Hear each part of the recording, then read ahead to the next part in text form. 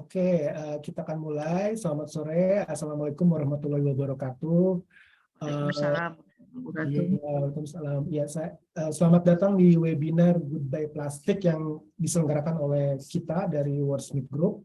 Nama saya Iskandar Julkarnain, saya dari Wordsmith Group, mewakili manajemen yang akan memandu acara ini sampai 1,5 jam ke depan. Saya akan menjelaskan dahulu kita ini perusahaan apa gitu ya. Kita adalah perusahaan berbasis bahasa dengan salah satu layanan utamanya adalah penulisan laporan berkelanjutan. Dan kita juga mendukung penerapan pilar-pilar ESG atau Environment Social Governance untuk dunia yang lebih baik. Oleh karena itu, bagi kami sangat penting untuk mendukung inisiatif-inisiatif yang akan berkontribusi terhadap keberlanjutan kehidupan. Dan di sore ini sudah bergabung dengan kita 3 orang narasumber yang masing-masing sudah melakukan inisiatif yang mampu menciptakan sesuatu yang pada akhirnya mengurangi ketergantungan terhadap plastik, tetapi juga mengubah plastik menjadi sesuatu yang bisa dipergunakan tidak sekali pakai. Ya, tapi sebelum kita masuk ke acara dan sambil menunggu peserta yang lain yang sedang masuk, kita ikuti dulu tayangan berikut ini. Silakan Aurora.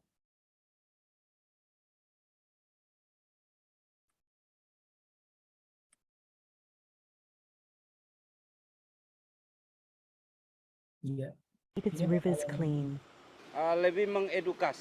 We want to educate people by showing them real action. We are cleaning the river so they can realize how important it is to us.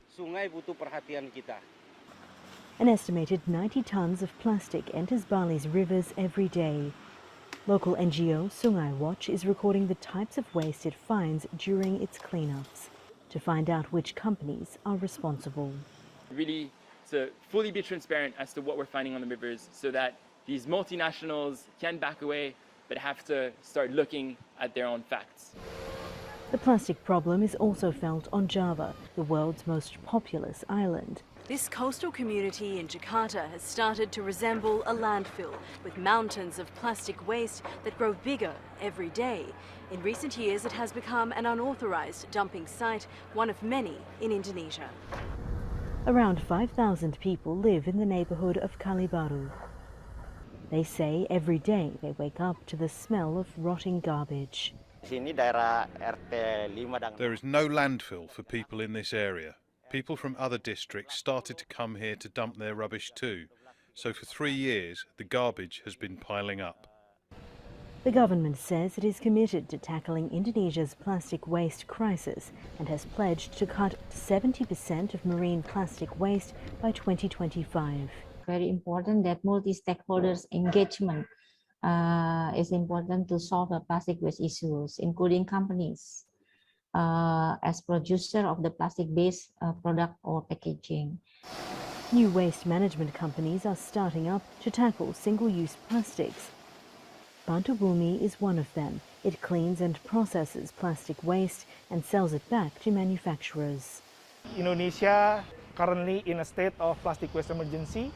We generate around 6.8 million tons per year.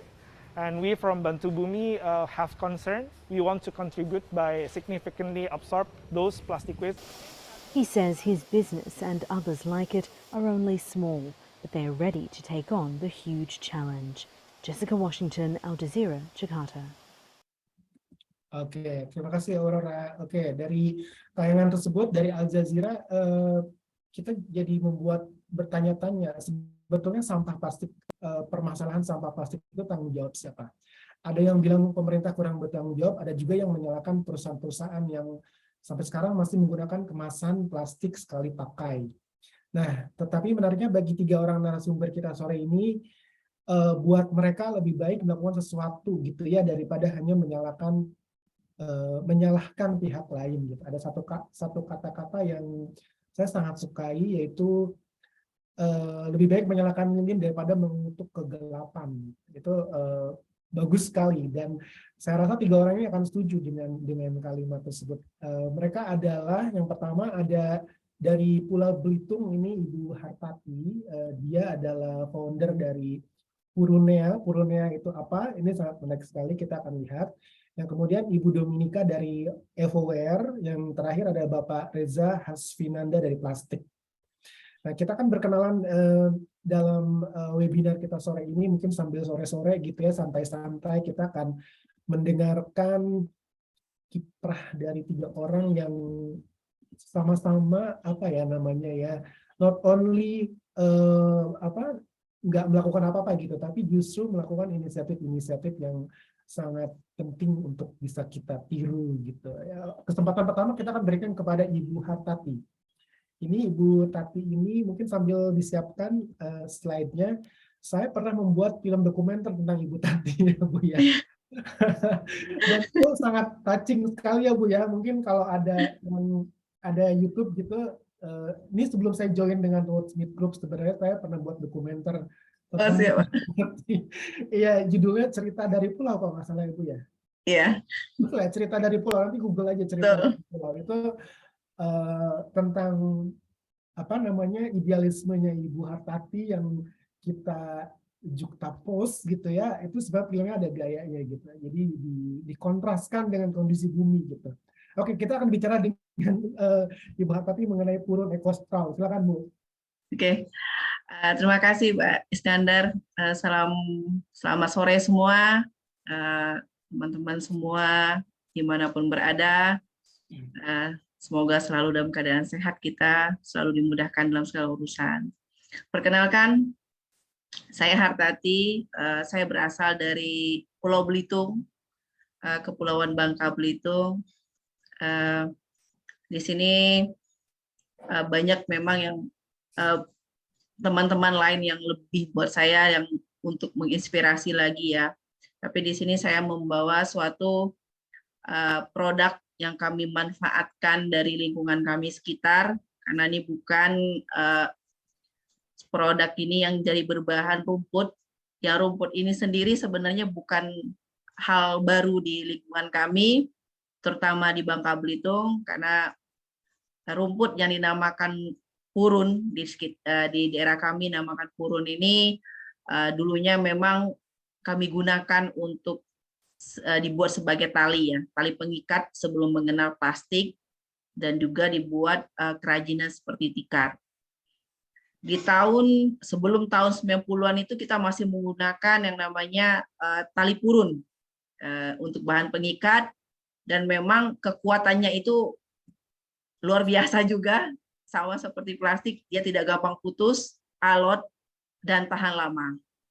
Tapi setelah kita modernisasi ya, masuk, kita mulai mengenal apa yang namanya barang-barang dari luar, mengenal apa yang namanya hal-hal baru, dari situlah mulai terlupakan yang namanya tali purun.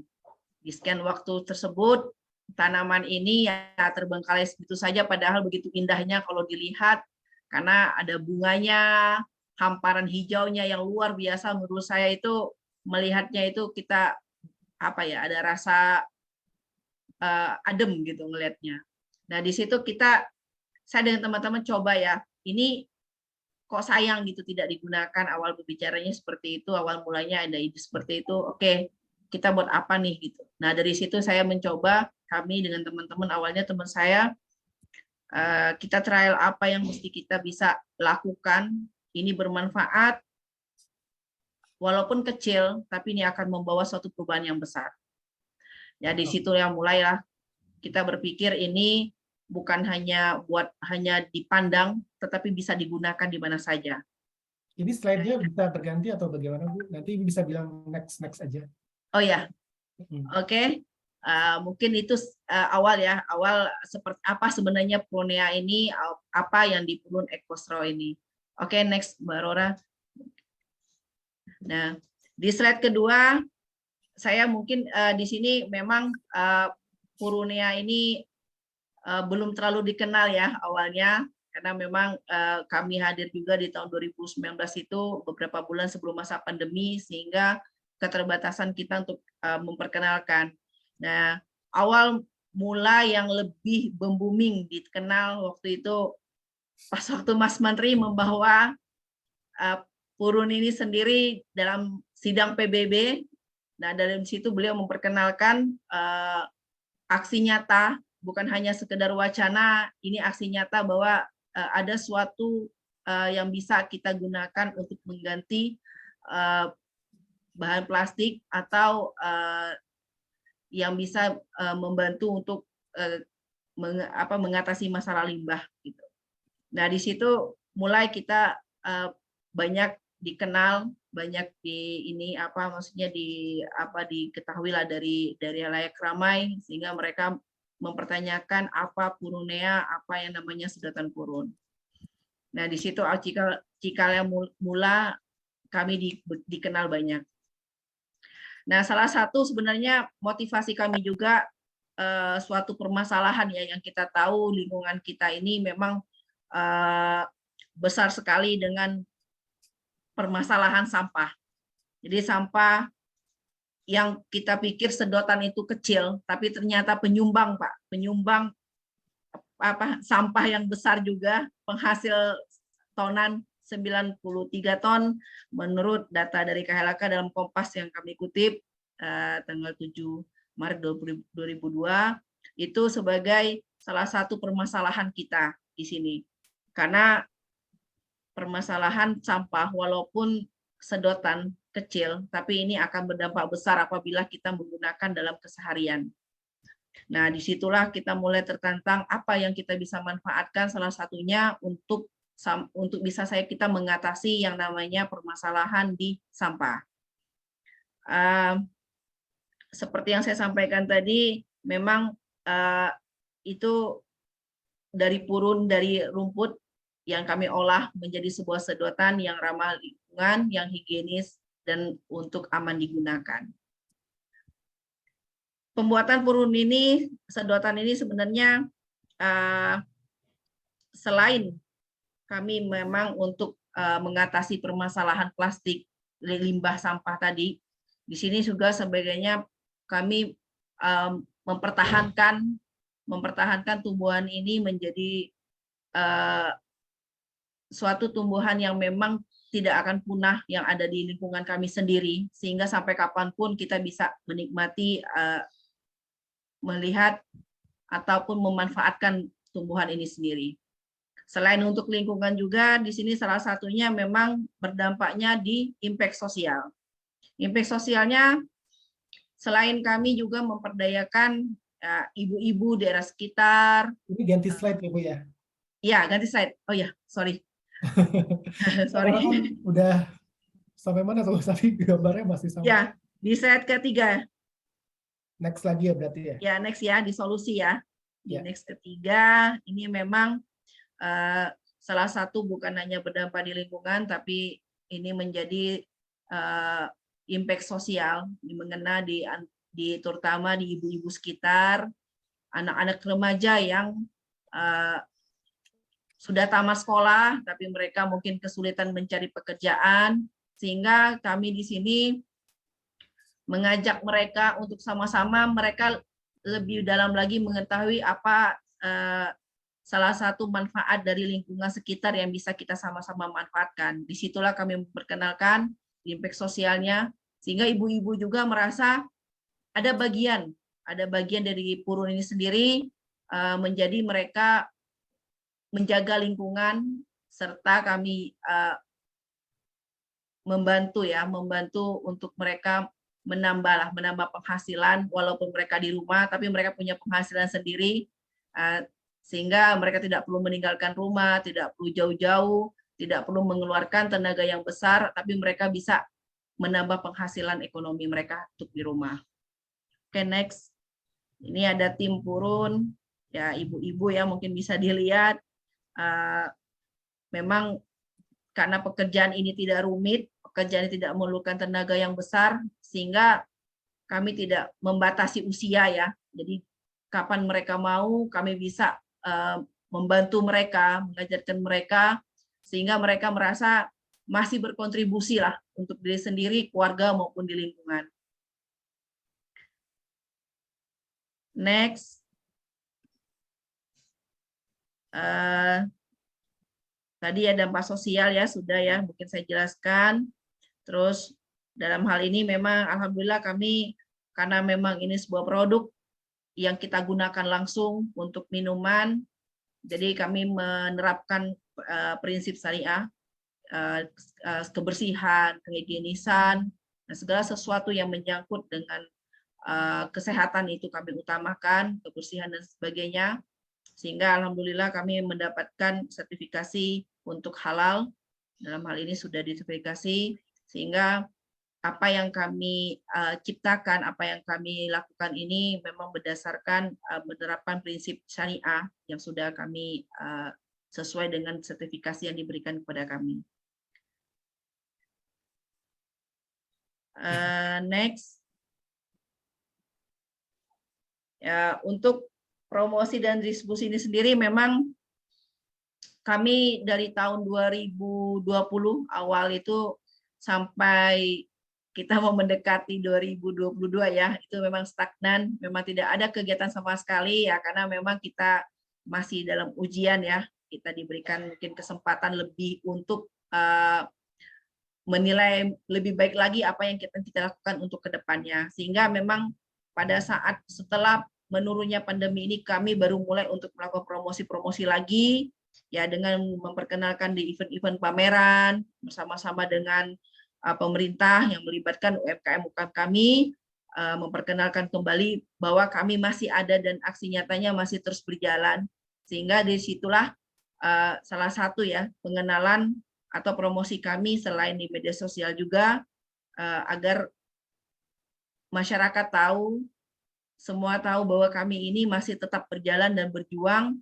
untuk terus berupaya agar apa yang kami lakukan ini mendapatkan impact-nya luar biasa, walaupun hal kecil, tapi akan berdampak besar untuk kelangsungan kita semua. Next. Untuk kerjasama ya, memang kita karena ini sebuah produk yang digunakan lebih banyaknya memang di perhotelan atau kafe atau resto, mau makan, karena ini berkenaan dengan minuman, sehingga dukungan ya, kerjasama dalam penyediaan sedotan ini kami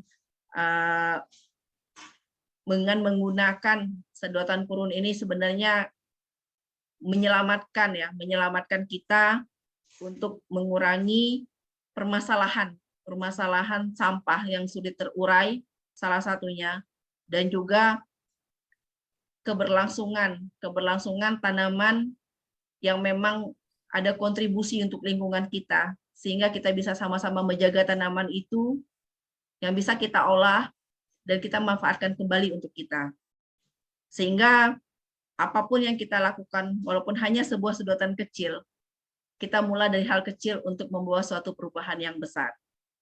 Ya, sebagai bentuk kepedulian kita dengan lingkungan, bentuk kepedulian kita keberlangsungan penerus kita selanjutnya. Ya, mungkin itu singkatnya, Pak Iskandar, apa yang bisa saya sampaikan. Terima kasih. Terima kasih banyak Ibu Tati. Nanti kita akan ada sesi ngobrol-ngobrol gitu, jadi tidak cuma saya akan bertanya ke Ibu, tapi juga dari audiens. Bahkan dua orang pembicara kita yang lain juga bisa tanya-tanya ke Ibu ya Bu ya. Masing-masing boleh tanya satu sama lain gitu ya, tuker-tukeran ini ya, apa namanya, pengalaman gitu. Yang berikutnya kita akan masuk ke presentasi yang kedua dari Ibu Dominika, mewakili dari Evoware. Ini juga tidak kalah menarik dari Purun gitu, karena saya sempat mengintip presentasinya itu. Evoware ini membuat gelas yang bisa dimakan ya kalau tidak salah. Silakan bisa di-share screen-nya Aurora untuk Ibu Dominika.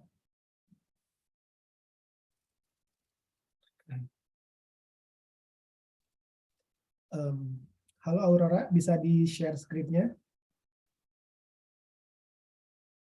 Oke. Ibu Dominika sudah. Ya, halo. Ya. Kedengeran nggak ya suara aku? Kedengeran Bu, kedengeran. Oh, oke. Ya, sekali lagi mohon maaf karena keterbatasan teknis di sini, di luar. Jadi saya mohon izin. Tapi terima kasih untuk kesempatannya dari teman-teman di Wordsmith. Begitu pula salam kenal semuanya. Bu Hartanti, juga Pak Reza, salam kenal. Sebenarnya ini yang diundang David Christian, foundernya juga CEO dari Evoware.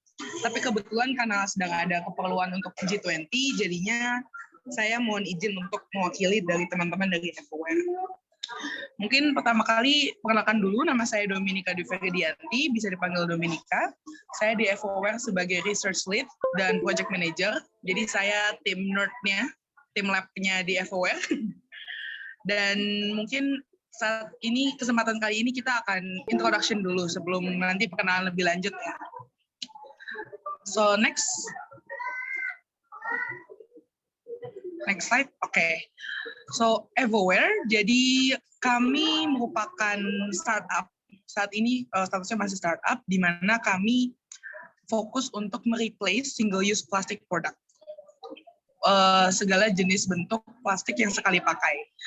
Dan visi utama kami adalah to create a world without plastic pollution. Mungkin sangat ambisius ya kalau dilihat, karena dunia tanpa plastik polusi. Tapi memang dari sini, next slide, kita memandang sebuah aksi itu memang tidak bisa individual. Apalagi mengingat dengan besarnya industri plastik dan globalisasi yang sudah bertahun-tahun, jadi kita ya mentalnya sudah biasa lah menggunakan plastik sekali pakai buang. Mungkin tadi udah Ibu Hartanti jelaskan lebih lanjut dengan baik. Kenapa sih kita penting untuk fokus concern tentang lingkungan, perihal lingkungan. Dan dari visi tersebut, misi kita adalah untuk memberikan alternatif, dalam hal ini berarti sustainable packaging, dari bahan alam dalam skala besar, at scale. Dari situ kita bisa mendistribusi dari pihak B2B atau langsung customer, begitu pula dengan advokasi. Kita juga bekerja sama dengan sesama startup dan NGO lainnya untuk memberikan edukasi mengenai climate. Pentingnya pemahaman tentang ekologi. Kita juga dengan aktif melakukan inovasi. Kebetulan saya dari lab sendiri, kita bekerja sama dengan BERIM. Kita ada 2 lab di Cibinong dan di Bandung. Kita memperbaharui setiap material. Apa sih what's the new? What is yang kita bisa involve, kita fill the gap, supaya kita memberikan circular solution as a whole ya. Jadi dari upstream-nya sampai downstream. Demikian. Next. Ya, seperti tadi juga innovation. Yang kedua adalah values kami ada sustainability. Kita mau seluruh cycle dari produksinya sampai distribusinya sebisa mungkin itu sustainable. Jadi circular economy. Dan juga of course collaboration. Karena balik lagi, every small actions matter, tapi akan lebih baik dan lebih besar ya benefitnya apabila kita melakukan kolaborasi dengan sesama rekan-rekan yang fokus di bidang yang sama. Jadi mungkin nanti dari plastik atau dari Purunea bisa kolaborasi lebih lanjut ya. Nanti kita bisa bincang-bincang lagi. Oke, next slide. Oke, so ini sedikit cerita, kenapa sih ada Evoware? Jadi Evoware itu sudah dari 2016, awalnya dari David Christian itu sendiri, beliau dulu pulang studi dari Kanada, melihat ke Jakarta, kok banyak banget ya sampahnya dan nggak keurus.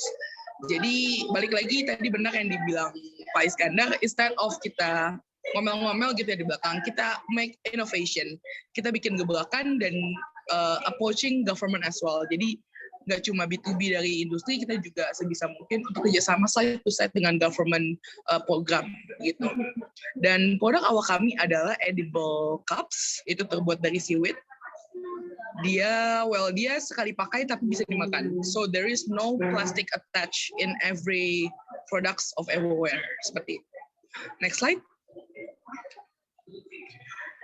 Nah, lanjut lagi, ini mungkin tadi sudah aku ceritakan, next slide. Ya, berawal dari seaweed, kita pun evolving. Awalnya cuma jualan cups gitu ya. Our team and Evoware itself is evolving. Kita keeping innovate, kayak kira-kira apa sih produk apa yang lebih sustainable, produk apa yang kita bisa replace dari single use plastik. Maka dari itu, next slide. di sekitar tahun 2018 sampai 2019 itu kita menemukan ternyata singkong tuh bisa di-replace untuk plastic bags. Dari situ kita tap in beberapa manufacturer partners untuk produksi secara massal dari cassava bag itu sendiri. Next. Dan saat ini kurang lebih ini adalah 8 tipe produk yang sudah dimiliki dari Everware. Yang pertama cassava bags, sugarcane food container, bamboo straw and cutlery, disposable wooden cutlery. Kita juga ada straw dari Rice saat ini, paper straw juga, edible cup, dan juga seaweed based packaging. Jadi mungkin kayaknya menarik nih kalau nanti kita bisa tap in Bu Hartati, jadi kita bisa collaborate untuk Furun, karena jujur Bu, aku juga pribadi baru dengar nih, ya lumayan itu kan menggunakan waste-nya lagi ya, gitu kan, jadi kan minimize waste juga, jadi circular economy juga, mungkin kedepannya bisa di leverage. Next. Oke, saat ini kita memang, well, as we all know, awareness itu memang lebih besar dari luar ya sebenarnya, karena mungkin regulasi pemerintah luar juga sudah demanding ini nih untuk ban the plastic and everything. So saat ini kita sudah ada global distribution partners di lebih dari 50 negara, dan tahun ini itu yang paling baru adalah di Australia, lalu ada di Saudi Arabia, dan kita lagi ada proses discussion di Jepang. Next. Nah, kalau lokalnya sendiri, meskipun kita tidak limited ke B2B ya, kita juga ada customer, tapi dari B2B side itu sudah ada beberapa yang menggunakan produk kita. Gojek, Bubastek, Sorcelli, Boga Group. Kita juga mainly ke F&B sih, karena kan produk kita lebih untuk replace single-use plastik yang untuk makanan ya. Jadi kita coba tap in juga di makanan juga, basically HoReCa, hotel, restoran, dan cafe. Seperti itu. Next.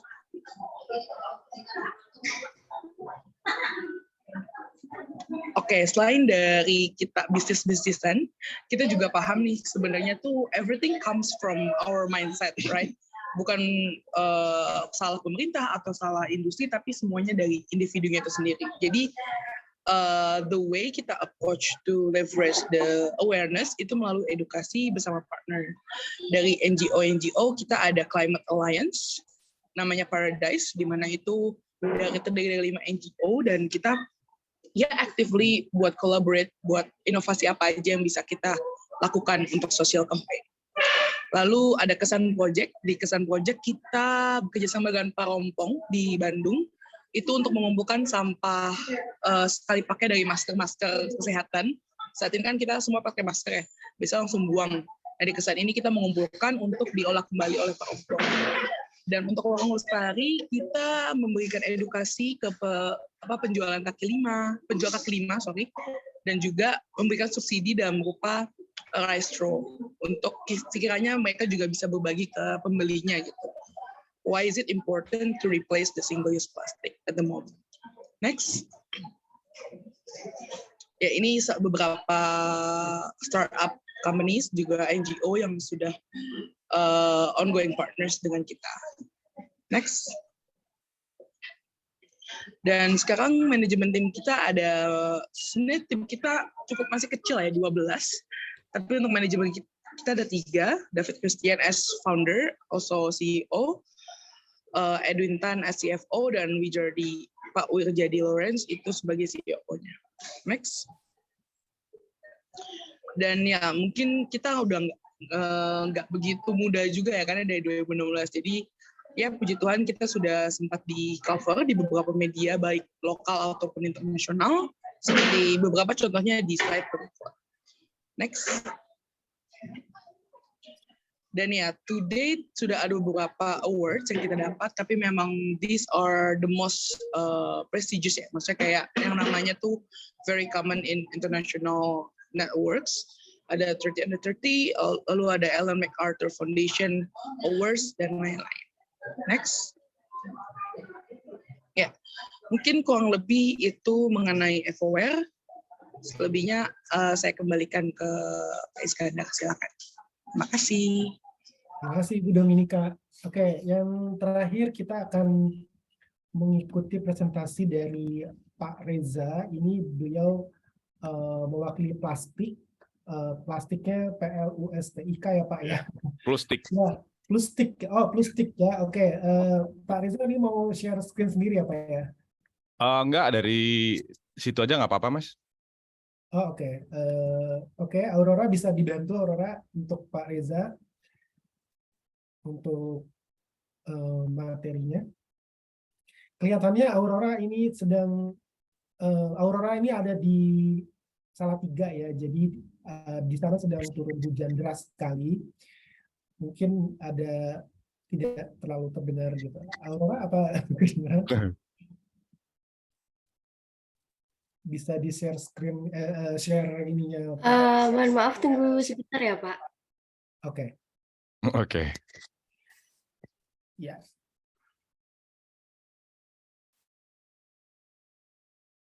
Kalau plastik ininya di mana Pak kantornya Pak? Kita di Bogor, Mas. Oh, di Bogor. Wah, kita banyak ini ya, banyak meskipun pesertanya di bawah 20 tapi hampir mewakili semua kota. Ada dari Belitung, ada dari Salatiga, dari Bogor, ada dari Jakarta. Saya juga tidak tahu yang lain dari mana ini. Ya, tapi seperti yang tadi saya sudah jelaskan bahwa sebenarnya kita tidak expect untuk pesertanya banyak, tapi temuan dari acara ini akan diolah menjadi artikel. Oke, ini sudah siap.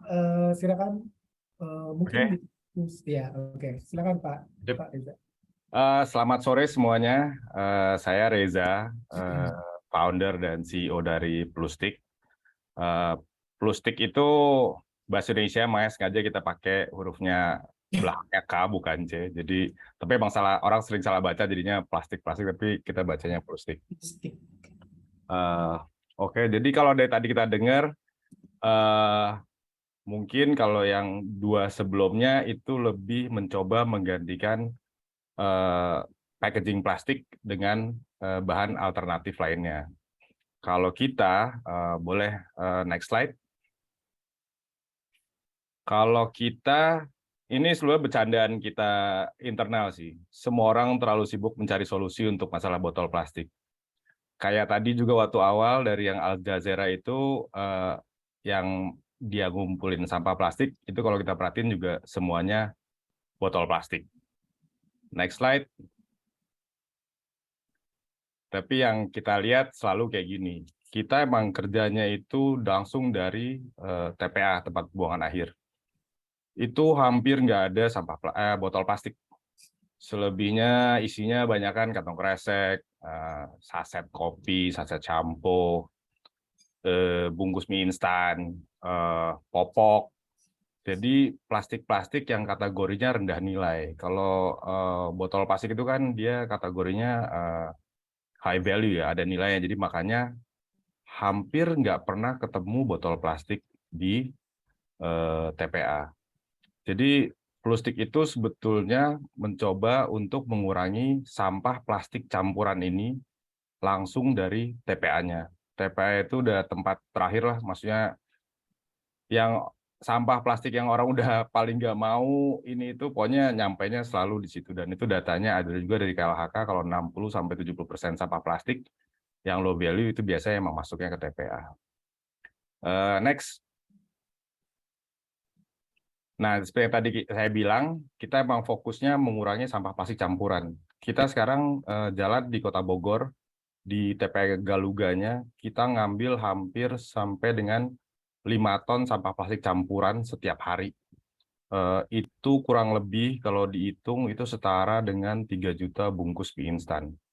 Jadi low value plastik itu mungkin secara berat kelihatannya kecil, maksudnya 5 ton itu mungkin kelihatannya kecil, tapi begitu di breakdown ke quantity, dia jadi besar. Untuk perbandingannya aja, 1 kilo botol plastik itu sekitar 30-40 botol, karena bentuknya kan suka beda-beda. Tapi 1 kilo bungkus mie instan itu 600 bungkus, jadi jauh kuantitinya. Nah, setelah kita kumpulkan, kita ambil dari TPA, itu kita bikin jadi barang. Boleh next slide-nya. Nah, ini barang-barang yang kita udah bikin. kalau kelihatan, ini paving block yang 100% terbuat dari sampah plastik campuran. Kalau misalnya, nggak tahu kelihatan apa nggak, oh ininya. Nah, dia ada glitter-glitternya itu aluminium foil dari saset kopi, saset shampoo yang sekali pakai yang 500 perak itu, segala macam. Jadi kita tanpa dipilah, tapi kita bisa bikin barang. Jadi barangnya nggak cuma paving block doang sih, kita bisa bikin macam-macam. Karena tujuan utamanya itu sampah yang datang banyak ini per hari, itu harus kita ambil juga banyak, terus kita bikin barang jadi banyak. Habis itu kita juga sekalian bikin yang circular ekonominya. Sampahnya Bogor diolah sama kita bikin paving blocknya nanti dipakai lagi di trotoarnya Kota Bogor. Jadi circular ekonominya itu harus bisa dijelasin secara beneran jelas gitu, nggak cuman oh circular ekonomi, tapi kalau ditanya terus gimana caranya? Ya gitu deh gitu. Kalau kita jelas selalu. Kita kerja sama Telkomsel, kita kumpulin potongan SIM card-nya dia sama packaging kartu perdananya. Karena itu kan sampahnya Telkomsel sendiri. Kita bikin jadi dudukan handphone. Yang kayak kalau di outlet kan kalau jual itu dia suka buat tempat taruh handphonenya. Nanti dudukan handphone dibalikin lagi ke outlet tempat ngambil sampahnya. Jadi selalu harus bisa circular ekonomi itu harus bisa dikasih tahu dengan jelas gitu. Harus selalu alurnya ada dan harus bisa dibuktikan dengan benar. Jadi next. Ini sebagian dari aktivitas kita kemarin ada di G20 bulan Oktober sama kemarin sama Ibu Menteri Siti Nurbaya, terus sama Pak Luhut juga.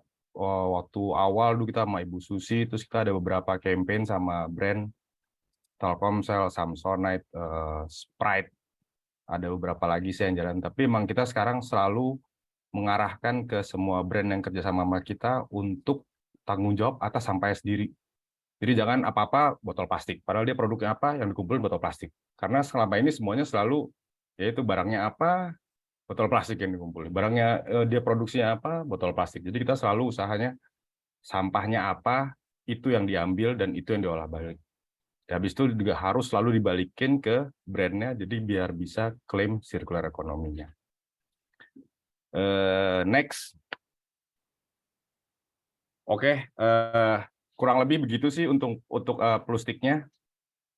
Saya kembaliin ke Masnya. Oke, terima kasih kepada Bapak dan Ibu yang sudah memperkenalkan mengenai, kita bisa bilang green business ya, green businessnya masing-masing. Saya rasa kita mungkin ada teman-teman yang sudah ingin bertanya gitu ya, tapi sambil menunggu teman-teman yang hadir hari ini menyiapkan pertanyaan untuk sesi Q&A, kita ada tayangan dulu berikut ini. Ini merupakan short video dari Wordsmith Group gitu ya. Jadi Wordsmith Group itu apa, tadi saya di awal sudah jelaskan. Tapi ini ada explainer video yang akan menjelaskan kita tuh servisnya apa saja, dan diharapkan semua orang di sini yang pada saat ini hadir, terutama narasumber, mungkin ada kalau sesuatu yang match bisa hubungi saya. Oke, silakan Aurora di share videonya. Ya.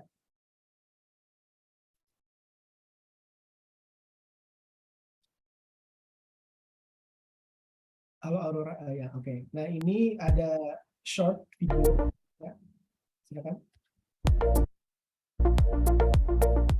Do you have documents to translate? Do you need interpreter services for your conference? How about your website? Do you need to create a new content or revamp the old one? Are you in the middle of building a brand image and need copywriting to engage with your audience? Or are you looking for a company to work on your annual and sustainability report? Introducing Wordsmith Group. We are one of the most established language service solutions providers in Indonesia, with a combined experience of over 20 years. Our clients consist of blue-chip companies, international NGOs, creative and digital agencies, as well as leading law firms. We also serve international clients. Do you know that all of our translators are full members of the Association of Indonesian Translators? We also work with highly qualified local and international vendors to ensure the quality of our services. Our copywriters, proofreaders, and editors have at least 5 years of experience each. And last but not least, every file we work on goes through multiple quality control stages to maintain the highest standards. Now, how can we help you? These are our services.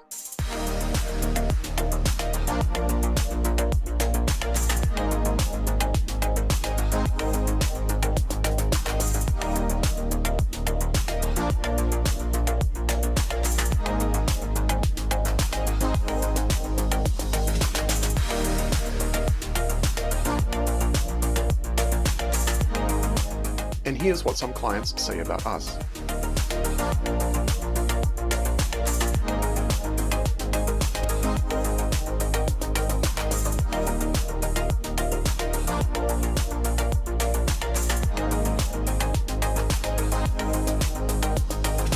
Contact us with your inquiries. Wordsmith Group, because words matter. Oke, berikutnya kita akan memasuki sesi Q&A antara saya dan narasumber. Saya akan stop. Oke, tapi kalau ada peserta yang ingin bertanya bisa langsung raise hand. Sebentar. Saya ingin bertanya dulu ke Ibu Hartati ya, sebagai narasumber pertama. Pertanyaan pertama saya sebagai seseorang yang memang asli dari Pulau Belitung gitu Bu ya. Bagaimana Ibu bisa terpikir untuk menggunakan purun sebagai pengganti sedotan plastik? Apa sebenarnya yang triggernya gitu Bu ya, apa yang menjadi pemantik gitu? Mungkin Ibu melihat apa di sana yang kayak, oh ini purun gitu bisa jadi sedotan plastik, atau ada. Mungkin saya pernah lihat juga ya di dokumenternya itu kan Ibu bekerja di tengah-tengah para penambang timah ya Bu ya. Ya. Itu mungkin bisa diceritakan juga sekaligus semuanya itu latar belakang. Silakan Bu. Oke, baik Pak Iskandar. Ya sekedar cerita pengalaman saya karena memang yang seperti yang saya sampaikan tadi, purun ini bukan hal baru buat kami di Belitung, Bangka Belitung, karena tanaman ini luar biasa. Karena banyak air ya, tanaman ini kan tumbuh di air. Jadi ini hamparan purun itu sejauh mata memandang, luar biasa banyaknya. Nah, jadi dulu sempat terpikir ini mau kita jadiin apa gitu. Awalnya ini bisa jadi kerajinan gitu kan. Kita bangkitkan kembali kerajinan yang sudah tidak lama terpakai, sudah dilupakan gitu kan. Yang seperti saya sampaikan tadi tahun 90-an itu masih ada lah 1-2 toko mungkin, atau di pasar kalau beli sayur tuh masih diikat dengan tali purun gitu. Nah, setelah kita udah banyak mengenal, udah mulai yang tadinya yang jualan yang bapak-bapak pengambil purun, mereka bikin tali dan sebagainya. Dari situ kalau masa kecil saya tuh tahu banget gitu dengan namanya masih megang lah yang namanya tali purun, belanja ikut orang tua atau disuruh ke pasar beli sayur tuh masih ingat saya dengan tali purun itu. Nah, dengan seiringnya waktu tadi sebenarnya tanaman purun ini keren gitu. Kalau dilihat dari jauh tuh hamparannya hijau, terus dia ada bunga-bunga kuningnya gitu kan. Nah, di situ nggak sengaja sih dengan beberapa teman saya awalnya, ayo ini bisa jadiin apa gitu. Ya udah, karena memang adanya di Pulau Belitung, ya saya yang asli sini gitu kan, asli Belitung, ya udah saya coba nih trailnya apa gitu.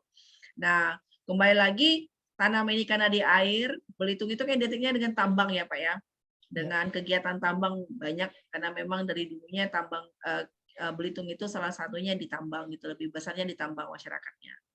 Nah, saya memang di pekerjaan di swasta juga selalu berada di lapangan. Sehingga kadang-kadang saya merasa gemes gitu. Aduh sayang amat, ini purun sayang gitu. Ini nggak bisa nih, jangan gitu. Jadi rasa berontaknya itu besar. Jangan di ini gitu kan. Jangan sampai punah, jangan sampai ini. Karena apa? Anak-anak saya juga nggak tahu yang kelahiran yang ini apa sih Ma itu gitu kan. Nah inilah tanaman yang dulunya bisa digunakan gitu.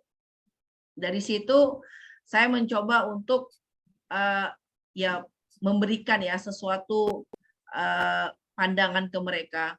Kita bukan hanya mengambil dalam arti kata bukan hanya sekedar untuk mendapatkan sebuah penghasilan buat hidup. Tapi keberlangsungan ini pun kalau kita hanya berharap hari ini kita mendapatkan, tapi kita nggak menjaga, saya yakin besoknya kita akan selesai. Kapan gitu? Berpenghasilan itu ya memang yang namanya hidup itu butuh gitu. Tapi kita mesti ingat ini harus ada keberlangsungan gitu. Bukan hanya kita mengambil hasil, tapi kita tidak mengingat ini harus kita lanjutkan lagi gitu. Nah dari situlah saya bukan hanya sekedar mau mengambil, bukan hanya ini, tapi memberikan sesuatu pandangan gitu ya, pandangan bahwa ini bukan hanya ada nilai ekonominya kita ambil, tapi ini akan menjadi suatu keberlangsungan buat kita lingkungan. Akan lebih baik, ya samanya sampai kita nggak ada pun ini akan dikenal, oh ini purun ya, ini bisa digunakan untuk ini. Itu sih Pak Iskandar, motivasi saya itu melihatnya seperti itu. Oke, itu para penambang itu kan buat Ibu yang mungkin itu sesuatu yang negatif ya dibandingkan dengan pekerjaan yang lain gitu. Apakah Ibu mencoba mengubah mereka atau mempengaruhi mereka daripada menambang lebih baik memberdayakan purun? Itu gimana? Melakukan seperti itu enggak, Bu? Iya. Oh iya ya. Saya mempengaruhi mereka. Saya kayak memang karena saya turun sendiri gitu kan, saya mendekati mereka. Ya awalnya mereka melihat saya ini siapa gitu. Apakah kayak kami dirazia ya gitu kan. Awalnya saya seperti tambangnya ilegal ya, Bu ya. Ya, aduh kami dirazia gitu ya, karena memang pekerjaan ini bukan pekerjaan perempuan gitu. Saya memang masuk sendiri ketemu mereka. Saya bilang, aduh bang, sini saya mau cerita nih gitu kan. Ini ada duitnya. Saya selalu ngomong gitu. Jadi karena mereka itu menambang, ya memang menghasilkan uang. Jadi saya bicaranya bukan lingkungan lagi. Saya bicara awalnya, bang, ini ada duitnya gitu. Ah masa Bu gitu kan? Iya, ini punya duit loh. Kalau kalian jaga, kalian nggak perlu nanam, aku bilang. Kalian cukup menjaga, kita panen, nanti dia akan tumbuh lagi dengan tidak ada rusak. Ini akan continue kalian mendapatkan uang dibanding kalian menambang. Kalian ambil di sini mineralnya, kalian tidak memanfaatkan lagi lingkungan, dia akan rusak. Saya sangat menangis melihatnya gitu. Ah, Ibu yang benar, iya. Saya nanti yang akan membantu kalian kalau kalian serius gitu. Jadi dari mulai situ ya mulai banyak gitu mereka yang tadinya nggak mungkin gitu ini bisa digunakan, akhirnya mereka sedikit-sedikit mulai oke, ini malahan ada Bu, nanti kalau ada perlu apa-apa kami siap ya gitu. Ya asal jangan rusak ya. Segitu itu Pak Iskandar. Oke, wah menarik sekali. Sekarang mungkin saya mau bertanya ke Ibu Dominika nih. Mana Ibu Dominika ya? Saya nggak bisa spotlight ya kelihatannya. Ya, oke. Oke, Halo. Ya. Ibu Dominika, berdasarkan pengalaman di EvoWare, sebenarnya apa keberatan atau concern terbesar dari perusahaan yang Ibu dekati yang membuat mereka resisten untuk menggunakan kemasan dari bahan pengganti plastik? Mungkin kalau dari EvoWare lagi kayak semua produk kita kan kebetulan memang natural resource ya. Jadi memang mainly itu dari tanaman seaweed, cassava, dan lain-lain. Jadi memang kalau handling natural resources itu dalam proses pembuatannya memang requires banyak treatment. Jadi memang lebih mahal gitu harga jualnya. So that's the thing yang agak susah tap in ke industri karena lagi mungkin kalau di luar malah lebih gampang dibanding di Indonesia. Karena kalau di luar memang ada demand dari regulasinya. Kalau di Indonesia itu susah karena kita tidak requires to do that gitu loh. Kita nggak perlu ngelakuin itu kan, itu option kan. Itu sih. Ya, jadi dari segi harga sih yang kurang agak sulit sih. Oh harga ya, jadi memang lebih mahal ya plastik dari bahan pengganti plastik itu seperti dari rumput laut itu dari plastik biasa ya Bu ya? Iya, bisa 2-3 kali lipat. Oh, bisa 2-3 kali lipat. Nah, kalau dengan keadaan seperti ini, ada semacam intervensi yang diharapkan dari pihak lain untuk misalnya membuat harganya terjangkau gitu. Sebenarnya kalau dari nature of the product itu sebenarnya agak sulit ya kalau misalnya ngomongin harga, karena balik lagi it depends on the mindset of the decision makers, entah dari government atau dari pihak perusahaan. Karena kalau dilihat dari jangka panjangnya, ini sebenarnya investment for the future, right? Mungkin saat ini memang kalau untuk replace single use plastik yang memang tidak bisa dipungkiri gitu ya, memang harus dipakai, terus mengganti dengan yang natural resources yang organik itu memang lebih mahal, tapi memang itu kan untuk future generation yang tadi sudah disampaikan sebelumnya gitu sih. Jadi memang ya diharapkan balik lagi ke engagement dari pemerintah. Kalau pemerintah memang kayak butuh langkah nyata gitu untuk support kayak this kind of efforts. Jadi dari situ sendiri kan lambat laun industri ada demand juga untuk menggantikan plastik itu sendiri. Jadi situ. Oke, kita juga sempat melihat ada plastik yang bisa dibuat dari cassava starch, kemudian ini plastik atau kemasan dibuat dari rumput laut. Itu sebenarnya bagaimana itu bisa menemukan bahwa rumput laut bisa diubah menjadi kemasan atau bisa diubah menjadi gelas gitu. Itu sebenarnya awalnya dari mana gitu, temuannya itu gimana? Oke. Sebenarnya itu berawal dari what kind of yang bikin plastik itu plastik gitu kan. Dan doing some research gitu dari kapal dan lain-lain, dan ternyata memang di tanaman itu polisaccharidanya itu memang dia stretchy, jadi dia bisa mimic the plastic, tapi memang lagi karena organik kan dia kayak fragile dalam arti suhu ataupun temperature.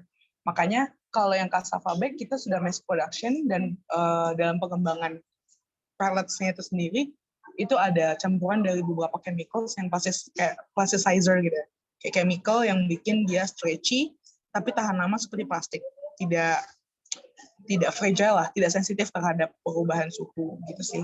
Tapi memang kalau yang seaweed based packaging itu kebetulan kita masih small scale, karena memang seaweed kan banyak variasinya di Indonesia, tapi harganya makin naik gitu. Jadi memang ongoing research, my main project itu juga lagi screening kira-kira seaweed mana sih yang bisa dibikin sebagai bahan pengganti plastik yang lebih murah tapi lebih efisien gitu.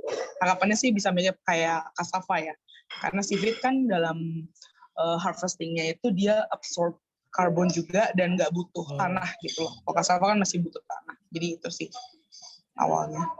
Oke, sekarang saya mau bertanya ke Pak Reza nih Pak. Salah satu tujuan Plustik adalah mengurangi sampah plastik rendah nilai di TPA ya Pak ya. Ya. Nah, terkait dengan ini, apakah ada kampanye dari Plustik untuk membuat masyarakat mengurangi pemakaian sampah plastik itu sendiri? Karena kan tidak akan ada timbunan sampah kalau masyarakatnya memang nggak buang sampah sembarangan atau mengurangi plastik gitu ya. Iya. Ada nggak kampanyenya Pak untuk? Kalau dari kita sih sebetulnya ada sih Mas, tapi kita nggak terlalu fokus di situ karena sebelumnya udah banyak yang lain yang lebih fokus ke edukasi untuk mengurangi sampah plastik. Jadi menurut saya sih mestinya emang kita harus kerja bareng, tapi emang setiap ini ada ibaratnya ada bagian-bagiannya lah, jadi nggak bisa kita semua yang ngerjain. Dari awal kita ngelihatnya emang ini masalah banget karena yang lain pun kalaupun ada dia kolek sampah itu biasanya selalu sebelum TPA.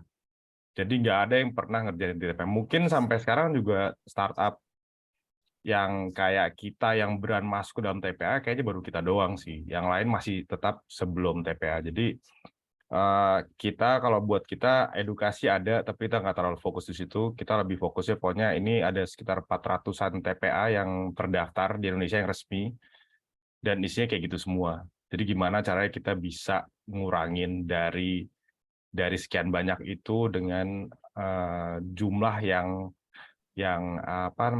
berarti gitu. Kita ngambil 5 ton sehari dari TPA Bogor, tapi estimasi sampah plastik yang masuk itu sekitar 80 ton. Jadi kita belum 10%. Itu baru Bogor. Kalau dinaikin lagi ke Jawa Barat, 5 ton kita itu tambah kecil lagi. Dinaikin ke Indonesia itu 5 ton kita nggak ada apa-apanya gitu. Jadi karena sampahnya banyak banget yang datang per hari, dan itu baru satu TPA kecil di Indonesia. Jadi kalau kita tahun depan Insya Allah kita bisa buka di beberapa kota lagi, jadi kita bisa multiply 5 ton, 10 ton, 15 ton, 20 ton per harinya yang kita ambil, yang kita kurangi dari masing-masing TPA. Nah, berarti memang dari TPA ke TPA ya Mas ya? Ya. Kira-kira ada pernah mengalami hambatan tertentu nggak ketika mencoba memasuki TPA gitu? Enggak juga sih, kita sih karena emang kita nawarin solusi kan buat kotanya, kita nggak minta bayaran juga dari kotanya. Jadi sekarang udah hampir ada 10 kota yang udah minta Plustik masuk ke kotanya, ke dalam TPA-nya untuk membantu mereka mengurangi sampah plastiknya. Dan ini sampah plastik yang bermasalah, ya sampah plastik rendah nilai ya, bukan yang high value atau ada nilainya seperti botol plastik. Berarti sampah plastik yang tertolak ya Mas ya? Ya. Oke, berikutnya saya akan memberikan kesempatan buat audiens untuk bertanya atau mungkin bisa juga antar narasumber bertanya ke satu sama lain gitu. Kalau oke gitu, kalau mungkin ada pertanyaan atau ada yang bikin penasaran. Tapi buat peserta mungkin jika ada yang ingin bertanya silakan untuk raise hand. Silakan. Apakah ada yang ingin bertanya? Oh iya, Pak Iskandar. silakan Bu Hartati mau bertanya ke siapa nih Bu? Saya mau bertanya ke Pak Reza ya. Silakan. Pak Reza, Ya. kenal Pak. Ya Bu. Pak Reza, jujur masalah sampah ini sebenarnya dari tahun 2000 ya mungkin saya tuh judulnya pernah terpikir gitu. Gimana sih cara mengelola sampah? Karena saya lihat Belitung ini kan kepulauan ya. Ya. Sampahnya itu nggak bakal bisa kemana-mana. Ya. Ya disitulah tanpa diolah itu akan jadi masalah besar. Jujur dulunya saya pernah buka YouTube, buka apa. Ini gimana saya cara mengelolanya? Karena saya sangat tertarik. Jujur Pak, saya sangat tertarik Pak Reza dengan masalah plastik ini ya. Karena kita tidak mungkin yang namanya sampah ini nggak mungkin yang namanya plastik itu akan hilang gitu saja. Tapi gimana caranya kita memanfaatkan kembali sehingga paling tidak lingkungannya tetap terjaga gitu ya Pak ya Pak Reza ya. Jadi mungkin nanti kita bisa titukan juga ya Pak ya. Saya bisa boleh Bu. Siapa tahu saya nanti bisa ke Bogor ya Pak ya, ketemu Boleh Pak Reza. Bu. Iya, nanti kalau itu berkabar. Saya juga tadi sebenarnya mau bilang ke Ibu, keren sih Bu, punya Ibu purun sedotan dari ini. Maksudnya saya aja baru tahu kalau ada dari tanaman ini terus bisa dibikin sedotan. Dan Ibu timnya masih kecil itu tapi hasil produknya benar-benar jadi alternatif pengganti sedotan. Karena sedotan itu salah satu sampah plastik yang paling sering kita temui di TPA Ibu. Itu tuh yang sedotan yang panjang, apalagi kalau di susu yang kotak itu. Itu selalu sedotan plastiknya masih masuk di dalam. Jadi itu setiap kali kita ketemu Tetra Pak itu tuh sedotannya selalu aja masih ada Pak ya? Iya, jadi tiap kali orang minum kayaknya buang aja gitu. Jadi selalu itu sedotan itu salah satu yang paling kita sering temui itu popok itu paling banyak. Jadi makanya begitu ada alternatifnya itu lumayan banget mestinya bisa mengurangi sampah plastik yang bisa masuk ke TPA. Ya, saya tertarik juga ya Pak ya, karena memang yang saya sampaikan tadi tahun 2000-an itu saya sebenarnya sudah mulai ada ketertarikan masalah sampah. Karena saya pernah lihat suatu berita gitu ya, itu anak muda yang mengelola. Saya suka gitu. Kenapa? Ya mungkin bagi orang itu barang yang terbuang yang tidak ada gunanya, yang maksudnya yang ya mungkin orang lihatnya apa sih sampah. Tapi saya tertarik. Pertamanya itu karena saya melihat ya namanya kita di pulau ini nggak bakal kemana-mana. Kita bisa tenggelam dengan sampah kalau kita tidak mengolahnya gitu ya. Karena apa? Yang namanya TPA itu Pak, kalau tidak diolah itu akan berpindah-berpindah. Sampai kapan kita seperti itu? Orang TPA-nya ini juga yang sudah tahu dari berapa saya masih kecil juga nggak habis-habisnya. Kalau tiba-tiba kita udah berpindah lagi, ini akan menjadi suatu permasalahan besar gitu. Kedua, saya melihat banyak sebenarnya ya maaf orang yang memanfaatkan sampah ini menjadi suatu penghasilan ya Pak ya. Saya pengen rasanya mereka itu tidak terlupakan gitu Pak. Jadi kita jangan, mereka memandang sebelah mata, sebenarnya mereka salah satu pahlawan untuk kita mengatasi permasalahan sampah. Ya. Dan saya mau merangkul mereka gitu. Itu sebenarnya niat saya dari tahun 2000-an itu udah ada niat Pak. Karena mereka itu ya berjalan hanya mereka saja tanpa ada yang rangkul, memberikan protek kepada mereka. Kenapa? Saya berpikir memberikan protek kepada mereka. Mereka itu bermainnya tempat kotor Pak. Iya. Tempat kotor, tempat yang sumber penyakit. Ya nggak Pak? Nah, Tapi saya kayaknya di pengen situ nggak pernah ada penyakit, Bu. Kemarin waktu kita COVID, itu kayaknya di TPA COVID juga kalah sih. Nggak ada yang pakai masker, nggak ada yang sakit. Jadi saya pengen kekebalan tubuhnya Pak ya. Pengen memberikan Kita ada ini Bu, maksudnya kita buat tim internal Plustik, kita ada challenge buat tim internal. Di depan TPA-nya persis di pintu masuknya itu jaraknya cuma 3 meter dari tumpukan sampah pertama, itu ada yang jualan sotomi sama siomay.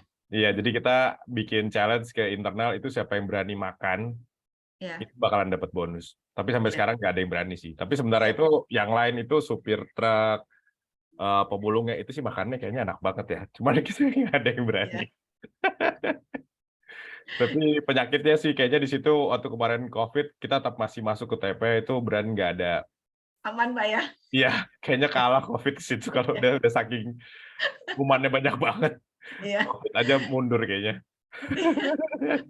COVID lewat lah di situ ya Pak ya? Iya. Iya Pak Reza, mungkin nanti bisa Pak ya, saya ngubungin Bapak. Ya boleh, salah Ibu. satu ketertarikan ini bukan hanya rasa ketertarikan saya terhadap sampah ini bukan baru ini Pak. Ya, ini udah lama sekali, sebelum jauh-jauh saya mengenal memanfaatkan purun ini masih jauh sekali. Mungkin masih tahun 90-an akhir itu 2000 itu udah mulai tertarik saya dengan sampah. Ya, mungkin insya Allah nanti kita bisa ketemu ya Pak. Kalau kita bisa sharing dulu. Luar biasa Pak idenya. Saya mau Belitung ini juga ya, sampah itu tidak mungkin hilang Pak, tapi paling tidak kita minimkan. Betul, setuju Ibu. Terima kasih Pak. Terima kasih Pak Iskandar. Ya, apakah ada yang ingin bertanya kepada narasumber? Silakan raise hand. Raise hand. Oke, ini untuk Feby, Gibi, silakan. Feby, Gibi. Baik, terima kasih. Saya ingin bertanya ke Pak Reza. Menurut Bapak, mengapa masih banyak orang Indonesia yang suka membuang sampah plastik sembarangan? Mungkin itu emang udah kebiasaan ya. Tadi juga Ibu Dominika udah bilang, maksudnya emang mungkin edukasi kita tentang peduli ke lingkungan itu agak kurang sih. Jadi dan orang tuh kayaknya gampang banget buang-buang. Dan sebetulnya yang kita pelajari dari TPA, buat pemulung aja sampah plastik itu cuman botol plastik. Jadi kadang-kadang edukasi tentang plastik itu aja tuh apa aja tuh mungkin perlu juga dikasih tahu ya, karena orang mikirnya ini bukan plastik, si snack itu bukan plastik karena dalamnya ada aluminium foil, jadi buangnya sembarangan aja gitu. Karena packaging kan banyak macamnya ya, jadi kelihatannya mungkin kayak kertas atau kelihatannya kayak ini, jadi dia nggak tahu segitunya pemulung tiap hari sama sampah ya. Begitu kita masuk terus kita bilang kita mau ngambil yang selain botol plastik, dia nggak ngerti. Jadi kita harus berdiri di situ, ini diambil ya Bu, ini diambil ya Pak, potongan ini yang kecil-kecil ini diambil ya gitu. Jadi mungkin edukasinya sih, sama ya mungkin plastik itu kan emang murah buat, apalagi kita emang masih banyak UMKM. Jadi makanya kalau dari kita juga kita nggak terlalu setuju sih bilang maksudnya stop pemakaian plastik karena belum ada gantinya kan. Sampai nanti ada gantinya. Maksudnya kalau kita ngelarang tuh nggak boleh pakai ini, mesti ada solusinya kan. Tapi kan sekarang kita udah punya Purun sama Evoware. Jadi kalau bilang lo jangan pakai ini, tapi lo bisa pakai ini 2 gitu. Jadi masih mendingan gitu. Jadi makanya kalau kita ya udah itu biarin mungkin yang lain yang ngurusin. Kita ngelihatnya sekarang yang di TPA-nya ini. Jadi kita coba fokus di sana. Mungkin kayak gitu sih. Oke, apakah pertanyaan terjawab, Feby? Ya, terima kasih Pak. Oke, sekarang ada yang L6 Lawrence. Ya, halo Kak pembicara. Ini sih sebenarnya semuanya menarik sih untuk dari Purun, Evoware sama Plustik itu. Ya. Cuman mau tanya yang ke Ibu Hartanti dulu. Tadi kan sempat sedotannya kan udah pernah dibawa di PBB ya Bu, untuk dibawakan langsung oleh pemerintah Indonesia. Berarti sudah pernah diekspor ke negara lain apa belum ya Bu? Nah, jika udah, itu tuh apa sih yang bikin tertarik gitu Bu? Sama pertanyaan tambahan, sebenarnya kan sedotan pengganti plastik kan juga udah ada, yang contohnya kayak di Starbucks itu dari kertas ya kalau nggak salah ya. Cuman apa yang membedakan sedotan yang di kertas itu sama di purun itu, bahwa purun itu lebih lebih bagus lah Bu, begitu sih. Untuk sementara itu aja. Kasih. Silakan Ibu Hartanti. Izin Pak Iskandar, saya nggak bisa mendengarkan apa yang tadi disampaikan. Nggak, ya. Oke, jadi kurang lebih pertanyaannya ada dua. Pertama, apakah purun pernah diekspor ke negara lain? Dan jika sudah, mengapa orang dari negara lain tersebut tertarik untuk menggunakan purun? Yang kedua, dia membandingkan dengan sedotan kertas di Starbucks gitu, dan apa yang kira-kira membuat purun mungkin lebih baik dari sedotan kertas tersebut, apa mungkin perbedaannya gitu ya dengan sedotan yang di Starbucks tersebut. Ya. Oke, baik. Terima kasih pertanyaannya. Jadi memang keinginan kami itu sebenarnya bukan hanya pengennya mendunia ya Pak ya. Pak Iskandar mungkin melihat video saya, apa sih visinya misinya? Saya pengen mendunia. Kenapa? Agar orang tahu di kita tuh ada manfaatnya gitu loh. Tapi sebelum keluar pun saya rasa lebih baik kita menggunakan di dalam kita sendiri ya. Di saat kita sudah menggunakan, otomatis orang luar juga akan menggunakan gitu. Kita memberi sampelnya pada kita sendiri. Kita menggunakan, ayo sama-sama menggunakan, orang luar pun akan melihat kita. Untuk sementara ini memang kami belum ada ke ekspor ya, tapi memang insya Allah mudah-mudahan sudah dimudahkan, selain di dalam negeri, kita yang menggunakan sendiri, mungkin nanti ekspansinya akan keluar. Nah, walaupun memang beberapa negara kami sudah mengirimkan beberapa sampel, mungkin ada yang mereka pakai secara pribadi ya Pak ya, Pak Iskandar, yang mereka gunakan sendiri itu masih dalam kategori pengiriman pribadi ya, walaupun memang beberapa negara Austria, kemarin saya ke Austria, ke Los Angeles ada, Malaysia dan Singapura, itu sudah ada secara pribadi yang mereka gunakan, walaupun belum dengan pemesanan yang besar.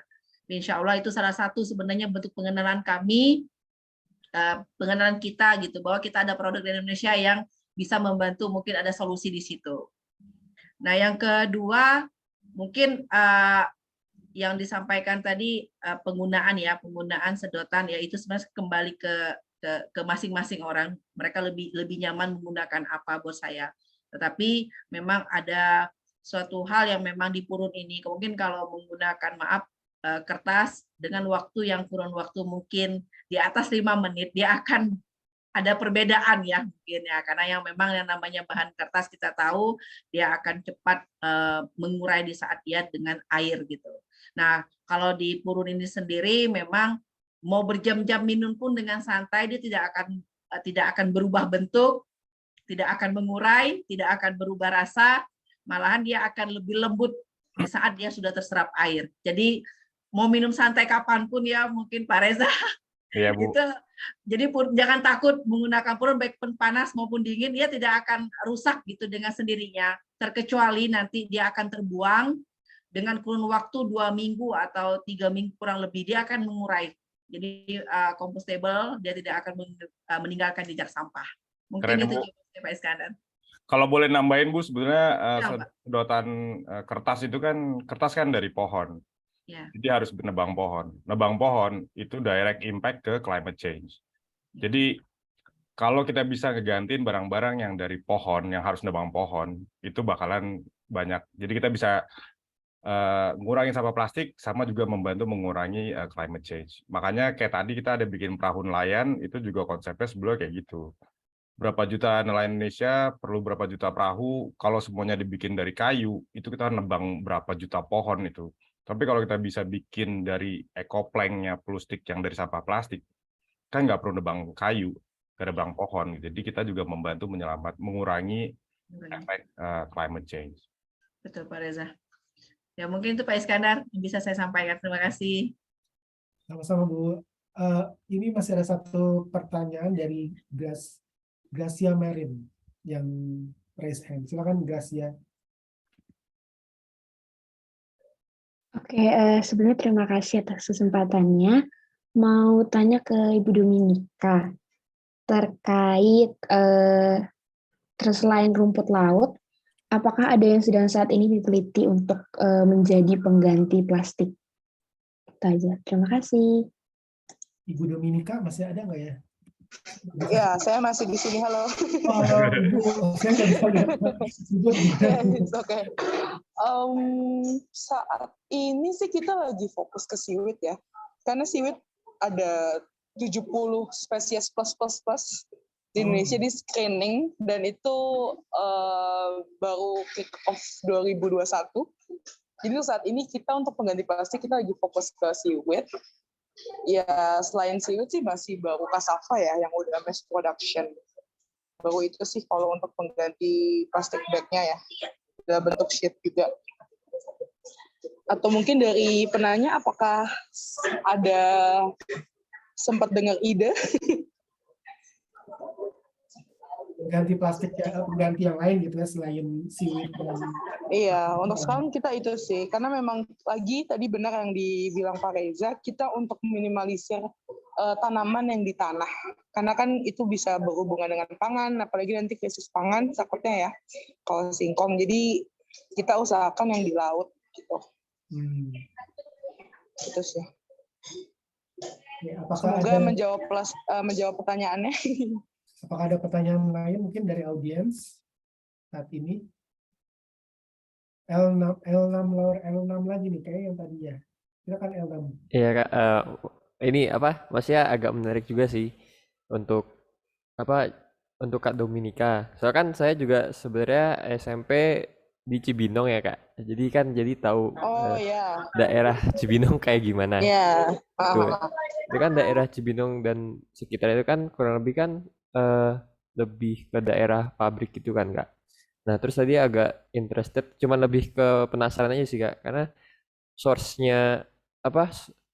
bahan dasar pembuatannya kan rumput laut, sedangkan Bogor itu nggak di dekat laut gitu loh Kak. Jadi apakah dengan memakai rumput laut itu nggak terpikirkan juga misalkan jasa ongkir dan penggunaan lainnya itu juga packaging dan lain-lain itu kan juga pasti menggunakan plastik dan lain-lain gitu kan Kak. Iya, kalau untuk saat ini kita sourcing kita ada 3D farming gitu.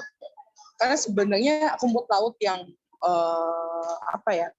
jenis spesiesnya yang masih bagus gitu ya, entah agarnya atau polisakkaridnya masih bagus itu sebenarnya di Indonesia bagian timur untuk saat ini. Tapi karena kita kan masih dalam skala lab, masih research ongoing, jadi memang masih butuhnya baru sedikit-sedikit yang trial and error, dan kebetulan kita kerjasama sama BRIN yang dulu namanya LIPI, itu labnya itu di Cibinong gitu. Ada lab di Cibinong iLab kalau misalnya masih pernah dengar.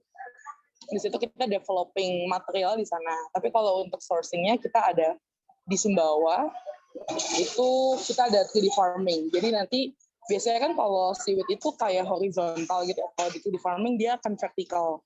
Jadi nanti akan ada coral reef-nya dan juga kayak semacam karang-karangan gitu. Well ya, coral reef. Jadi di sana juga bisa ada ya to enrich the surrounding ecosystem sih. Biar nanti petani kita juga bisa increase the commodity. Itu sih untuk sourcing-nya sekarang. Tapi ya semoga sih kemudian hari kita bisa lebih dekat ya source-nya, karena memang butuh kalau the whole cycle. Halo? Ya tadi suaranya agak putus-putus yang kalimat terakhir tuh apa ya? Oh iya, ya intinya harapannya ke depannya kalau misalnya udah scaling up the production and everything, kita harapannya juga bisa lebih dekat di tempat sourcing-nya gitu untuk mengurangi emisinya kan selama transportasinya juga. Begitu. Oke, mungkin dari yang lain kalau tidak ada pertanyaan mungkin apa ya kesannya gitu, pendapatnya mengenai 3 narasumber kita ini. Bisa juga gitu. Apakah ada yang mau menyampaikan pendapatnya atau kesan-kesannya mungkin? Jika tidak, kita akan perlu akhiri webinar kita yang singkat, tetapi saya rasa sangat menarik ya. Mungkin buat narasumber juga menarik ya menemukan satu sama lain gitu. Mungkin bisa, saya juga jadi senang kalau misalkan bisa menjembatani adanya kolaborasi antara ketiga narasumber ini untuk kedepannya gitu. Ya, semoga kedepannya. Oke, apakah ada mungkin yang mau menyampaikan pertanyaan lain atau pendapat mungkin dari siapapun, baik dari narasumber maupun dari peserta? Kalau tidak ada, ya kita akhiri saja gitu sore ini. Tidak ada ya kelihatannya ya. Oke, jika sudah tidak ada, saya ingin mengucapkan terima kasih untuk semuanya, Ibu Hartati, Ibu Dominika, Pak Reza, dan Aurora yang sudah bantu, kemudian juga para peserta yang sebenarnya yang mendaftar cukup banyak, ada 40-an, tapi nggak tahu kenapa ini cuma setengahnya. Tapi it doesn't matter, karena seperti sudah saya bilang di awal, adalah kita ingin mengolah temuan dari recording acara hari ini menjadi artikel-artikel yang bisa kita publish, dan nanti kapanpun bisa dibaca oleh audiens di luar dari hari ini gitu ya. Oke, kalau sudah tidak ada pertanyaan, saya akan menutup mungkin dengan dengan mengucapkan, dengan berdoa semoga kedepannya dunia kita menjadi lebih baik dan akan ada banyak orang lain lagi yang purnia lain, pustik-pustik lain, power lain di seluruh Indonesia ini gitu ya. Oke, kalau tidak lagi saya ingin undur diri dulu. Terima kasih banyak atas waktunya. Selamat sore. Sore. Amin. Terima kasih semuanya. Sehat selalu. Mbak Aurora, terima kasih banyak semuanya. Terima kasih Bu. Pak Reza, Pak Iskandar. Sama. Ya Bu. Selamat sore.